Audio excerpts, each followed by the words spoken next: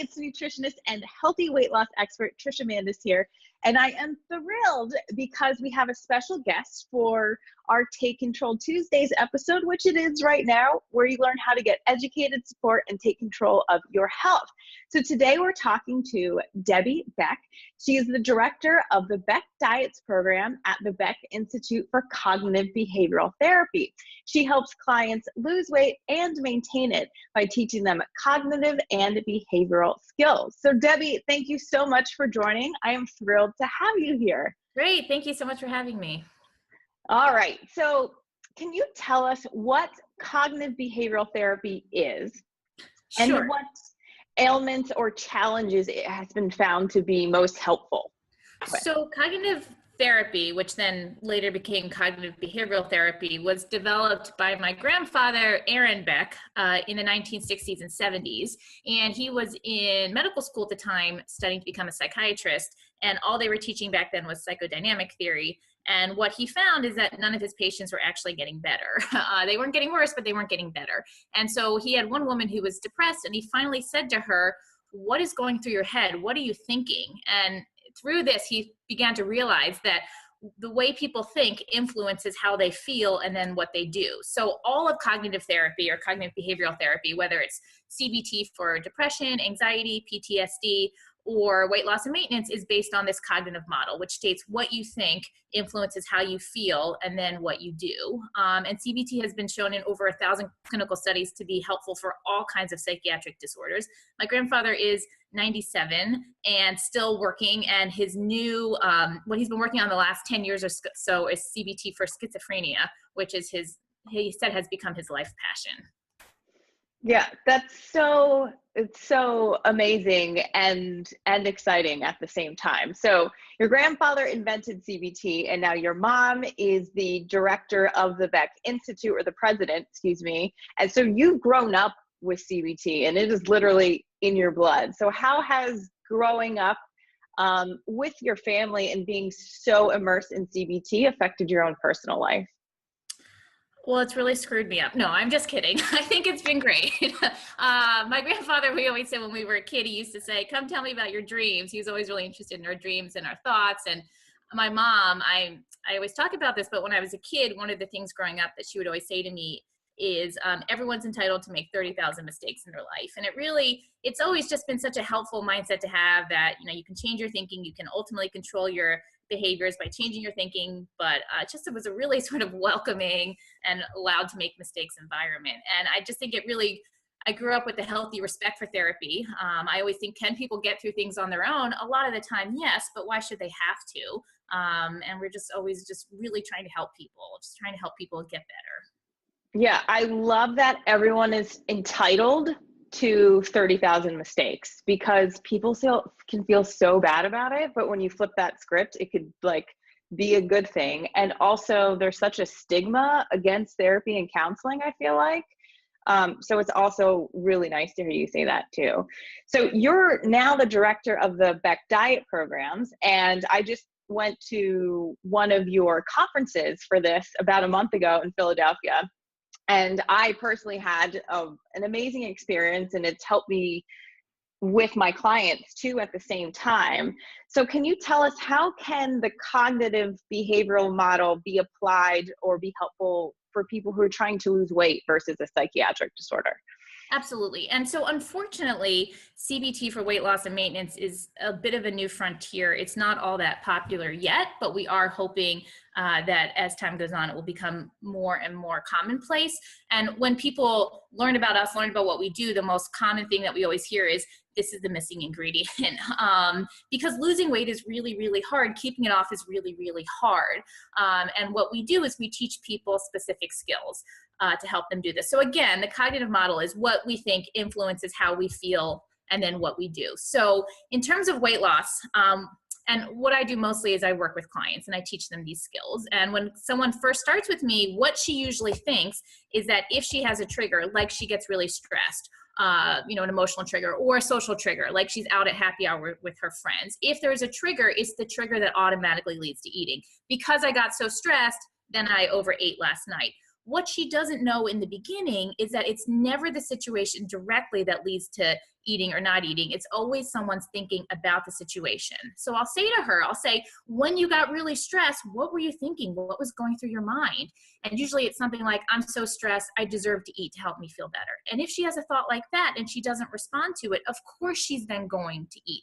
But if the situation's the exact same, she's really, really stressed, and this time she thinks to herself, it's true, I'm stressed, I do deserve to feel better, but if I eat to feel better, I'll temporarily forget about my stress, then I'll just feel worse because I'm going to feel mad at myself. So let me go take a walk or call my mom instead. Then she is not going to eat. So it's never the situation that directly leads to eating. It's always someone's thinking about the situation. So what we think influences how we feel and then what we do. And what we put into our mouth, or if we do or don't exercise, etc. So one of the best things or most impactful things for me personally when I was at the conference that I learned was what sabotaging thoughts are. So can you explain to us what sabotaging thoughts are and why do people trying to lose weight want to try and identify them? Absolutely. So sabotaging thoughts, and in CBT for other applications, CBT for psychiatric disorders, we usually call them automatic thoughts. And the reason we call them automatic thoughts are because these are thoughts that our brain make automatically that we have absolutely no control over. In CBT for diet and weight loss, we call them sabotaging thoughts because these are thoughts that people have, and if they don't respond to them, they sabotage them. If they don't respond to them, it leads them to eat things they know they should and eat more than they know they should. So sabotaging thoughts happen all throughout the day. Anytime a dieter or anyone who's trying to lose weight is faced with eating something, she is likely to have thoughts. And if she's not totally on track, likely those thoughts are going to be sabotaging. So a client's in the coffee room at work and she sees donuts and she thinks, oh, I shouldn't have a donut. And then she has a thought like, oh, but just one won't matter. Or she has a thought like, I'll make up for it later. Or she has a thought like, everyone else is having one, so it's okay. Or she has a thought like, I've been really good all week, so it's okay. Or she has a thought like, I'm having a bad day, so whatever, I don't care. So these are all examples of sabotaging thoughts. And if the dieter has a thought like this and she doesn't respond to it, then guess what? She's going to give in and she's going to eat the donut. But what we do with clients is we help them learn to recognize, learn to pay attention to their sabotaging thoughts, learn to anticipate them. Okay, dieter, when you're going to be in the coffee room at work and you see those donuts, what might you be saying to yourself? And we have them learn to identify the thoughts, anticipate them in advance, and then we help them come up with responses to them. If she has a thought like, oh, everyone else is having one, so it's okay, but she knows she's going to have that thought, and we've come up with the response, and then she says to herself something like, actually, it's not okay. My body doesn't know or care what anyone else around me is eating. It only knows what I eat, so just because they're eating it doesn't mean that I can too. If she has a really great response, then she's not going to give in. So much of our work is about identifying what sabotaging thoughts either dieters have had in the past, because if they've had them once, chances are they'll have them again, or looking to the week ahead, what's coming up, what might be hard, what thoughts might you have, and coming up with responses to them. Again, it's not about not having the sabotaging thoughts. That's why they're called automatic thoughts in other areas. It's not about not having the thoughts. We can't control the thoughts our brains make. What we can control is what we do once we have those thoughts, is whether or not we're able to respond to them and then ultimately have a different outcome. So the goal is to identify the sabotaging thought, come up with a helpful response to talk back to it to then change your behavior. That's exactly right. And what we have people do is write down these helpful responses on what we call response cards. And these are either 3x5 cards that they keep, or you can keep it on your phone. But what we find is that if we have a dieter who comes up with a really great response, like if I reminded myself that this is going to taste good for 30 seconds, but then I'm going to be mad at myself for 3 hours, so it's not worth it. If she comes up with a really great response, it's not good enough just to think of it one time. It makes almost no difference. To really learn to combat these thoughts, and these thoughts are incredibly insidious, to really learn to combat them, we have to write down these responses and be reading them every single day. Another important element of sabotaging thoughts that's important for people to keep in mind is just because we think something doesn't mean it's true. Oftentimes, people really do accept their thoughts as facts, and we're always reminding people some thoughts are true, Some thoughts are false and some thoughts are somewhere in the middle. But just because we think something doesn't mean it's true. Just because you think there's no way I can control myself at a party doesn't mean that that's actually true. If you learn specific skills, if you make response cards before you go, if you come up with a plan, chances are you actually can learn to control yourself at a party. But if you have this sabotaging thought, I can't ever control myself, then it gives you an excuse not even to try. So it's so important to recognize what sabotaging thoughts are, to remind yourself that not all thoughts are true. In fact, many of them are false, and come up with responses and practice those responses over and over and over and over and over again. Do you find that people, when they do read their response cards every day for months at a time, that those sabotaging thoughts disappear, or they lessen, or they still come up all the time? They're just better able to respond back to them? I think it's a combination of all three, and it depends on the person. Let's say, so I work with a lot of clients on the rule, on a guideline of no dessert before dinner. So it's not no dessert. We often say one dessert, one reasonable dessert a day, but no dessert before dinner, only because people can come in contact with desserts like 30 times in a day. And if each 30 time they're having to negotiate, should I do it now? Should I do it now? Should I do it now? Like, that's really hard. If we know no dessert before dinner, it really enables people much more easily to resist all day, knowing I get to have it later. But anyway, so when dieters first, we start working on this skill with them, what we find is that when they do come in contact with the donuts at work, when they do see the cookies, on their colleague's desk, when they do see the candy at PetSmart, they do really want it. They have a lot of sabotaging thoughts about it. Oh, just this one time. Oh, you won't have it later, so it's okay to have it now, etc. But the more that they reinforce that rule, no dessert before dinner, what I do find is, like, a month later, certainly by 3 or 4 months later, dieters will say to me, I almost never even think about dessert before dinner now, because they've really trained themselves. I just don't do it. So sabotaging thoughts absolutely do lessen, especially when we have some hard and fast guidelines that we don't deviate from. That being said, whenever a dieter is really tired, whenever, like, she's sleep deprived, whenever she's going through a stressful time, we do find that the thoughts tend to come back more, and that's okay. It's not about not having those thoughts. It's about knowing that you're going to have them, and learning to overcome them.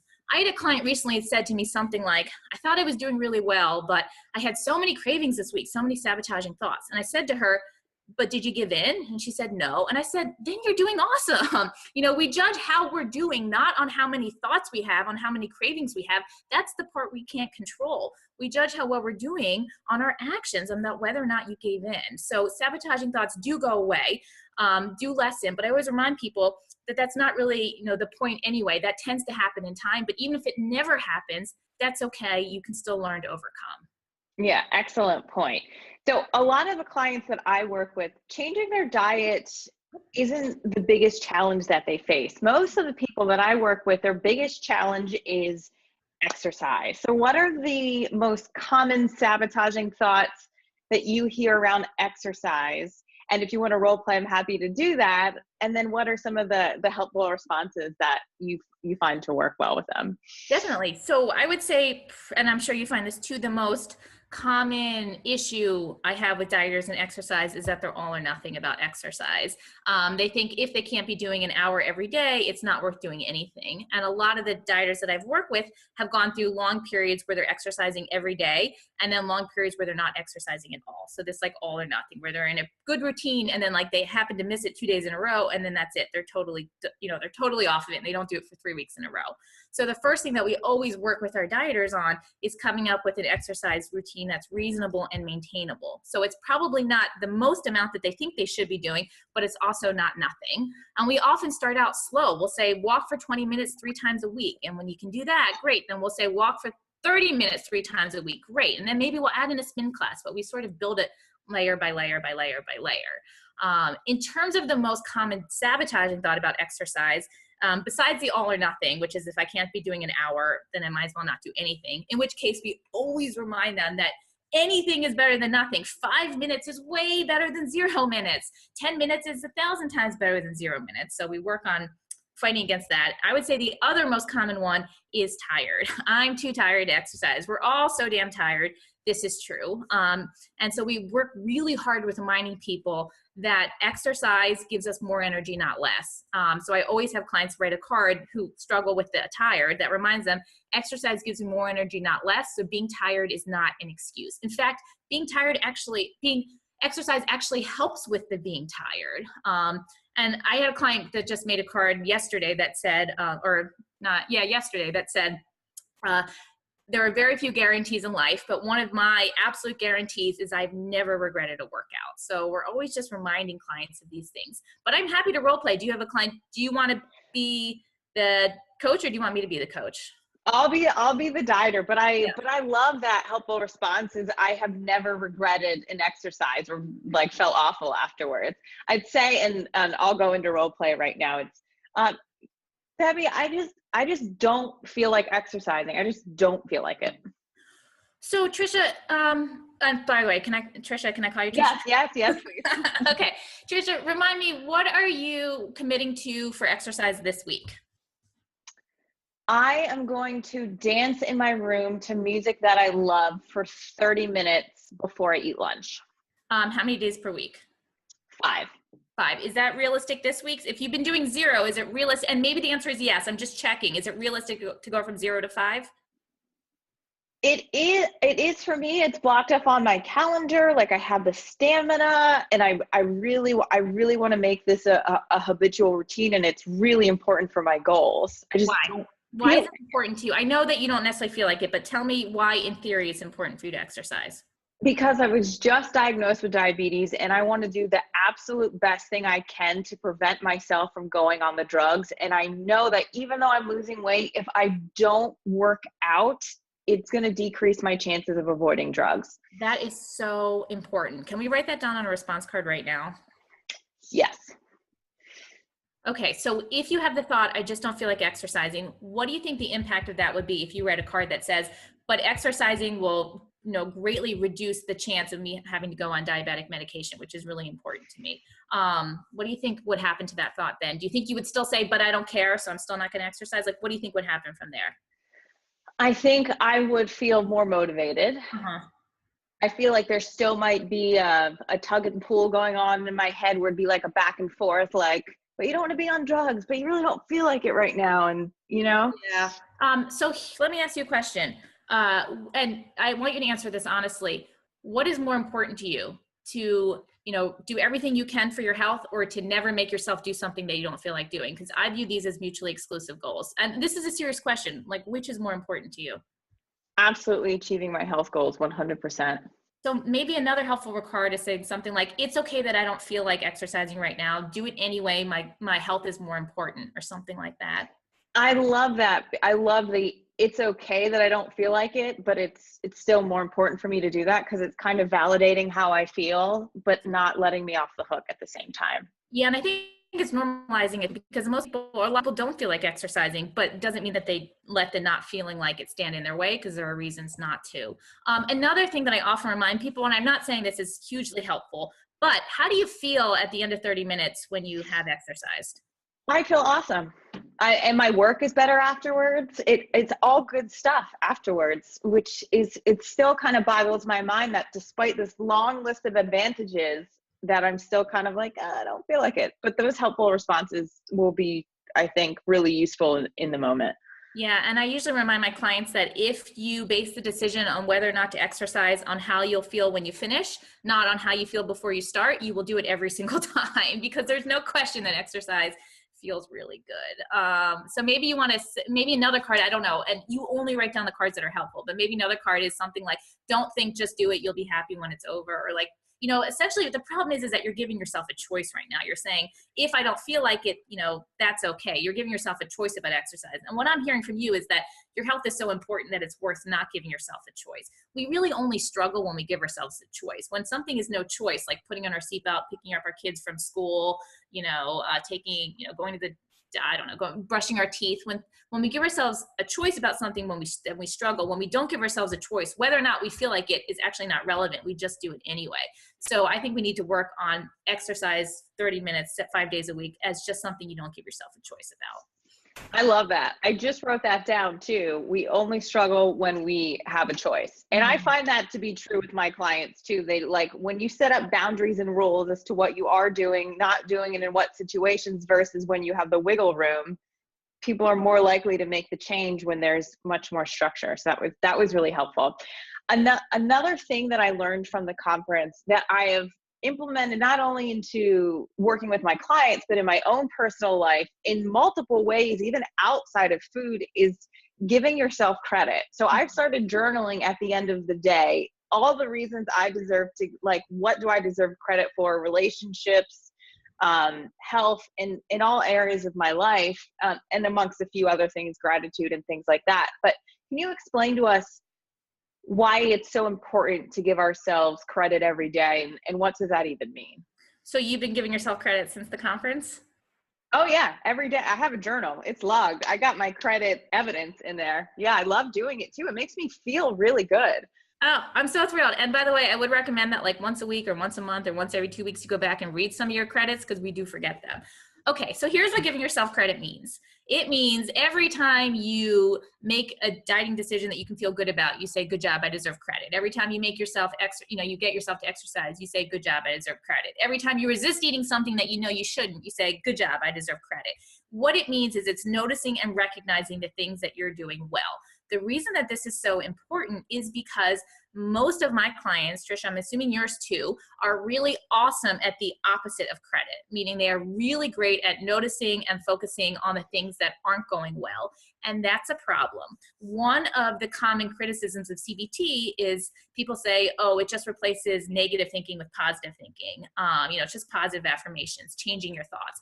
Absolutely not true. What CBT teaches us to do is to evaluate our negative, distorted thinking and replace it with more realistic thinking. But the fact of the matter is, more realistic thinking is almost always more positive than negative, distorted thinking. So when dieters only focus on the mistakes they've made, and they either totally fail to notice the things that have gone well, or they discount them. Yes, I did that, but I didn't do X, Y, and Z. When they can only focus on the mistakes, that is a negative, distorted picture of how things are going. And when they're only focusing on the mistakes, that makes them feel worse. It really lowers motivation, and it really saps their confidence. When dieters notice and focus on the things they're doing well, what it does is it builds evidence. It puts evidence in their evidence bank that they can do this. And like anything in life, the more evidence that you have you can do something, the more confident you feel, and then the easier it does get. So credit is critical. First of all, just to keep motivation high, to recognize it really helps put mistakes in perspective. Okay, I just ate that one thing I wasn't supposed to, but look, there were 10 other good decisions I made today. I'm still doing well. And it just builds that evidence that you can do it, which makes things get easier. Without that evidence, things really fail to get easier because you still feel like you're just hanging on by a thread. When you recognize my thread is actually a really thick rope that's formed of 100 threads that I've been doing really well, then that feels like something way more solid. But the only way to get that is to give yourself credit. Yes, I love everything about what you just said. Absolutely. Can you explain the importance of, oh, well, and how we can use that little saying to help ourselves?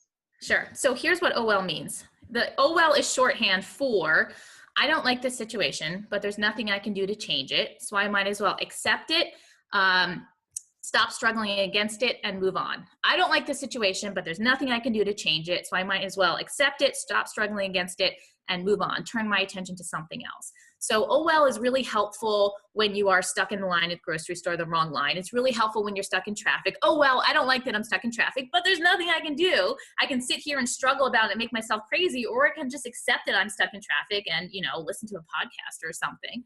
And OL is extraordinarily helpful in dieting. Oh, well, I don't like that I have to eat differently from the way my 14-year-old son eats, but I can struggle against it, or I can just accept it and move on. Oh, well, I don't like that I can't eat as much dessert every day as I would like, but it's worth it for me not to because I want to reach my goals. Oh, well, I don't like that I have to spend 30 minutes exercising a day, but it's worth it to me for me to reach my goals. So, oh, well, I'm just going to do it. Oh, well, really reminds people that there are certain realities that we can't change, and we can either make them feel a lot worse by focusing on them and struggling about it, or we can just accept this is the way it is because it's a reality and turn our attention to something else. Ooh, so many wonderful, helpful tips and knowledge bombs that you dropped on us.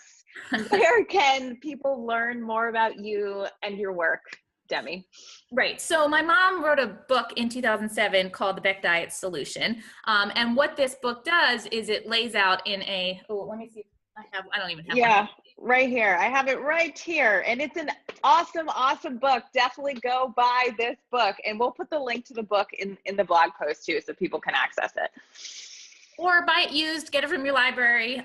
There's a lot of used copies out there because it's been out for a while. But what this book does is it lays out all the CBT skills that we think people need to learn to help them lose weight and keep it off in a really clear 6-week program. So if you're going to do one thing, I recommend checking out the book. It will give you a really strong basis for the CBT skills you need. You can also go to our website, beckdietsolution.com. I write a blog. We publish it about once every 2 weeks. If you sign up for our newsletter, you'll get them in our email. Check out our Facebook page, beckdietsolution.com. We post a new tip or trick every Monday through Friday. And it has our email address on there too. So if you need more answers, email us. We're always so happy and thrilled to help and connect with people. So please be in touch.